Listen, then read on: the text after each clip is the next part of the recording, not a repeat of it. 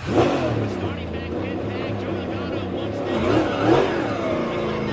Only one stage with one winner has finished in the top 5, 2 of the last 8 races. 2 of the last 8 races, stage 1 winner. So that's the danger in getting those points and then getting mid-pack. Look at all the damage to the front of Suarez's 99 machine.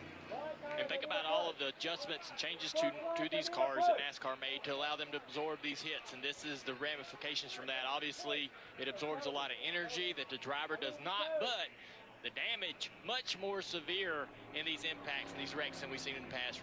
Yeah, and I'm great with it. Right? I'd much rather have the car as safe as possible.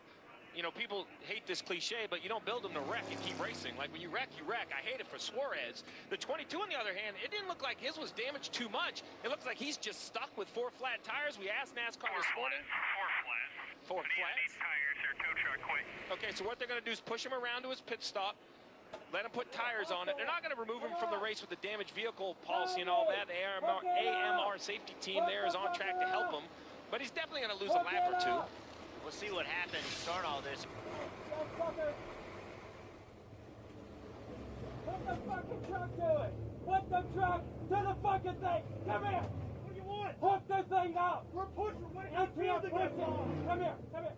I can't drive it! I need a tow truck! What tow? You want to be hooked? Pull me in! Hook! Hook it up! Lift it up! Hook it up! God damn it, you stupid son of a bitch! We're going to hook you from the rear and take you to pit road. Yeah, that's what I'm asking for.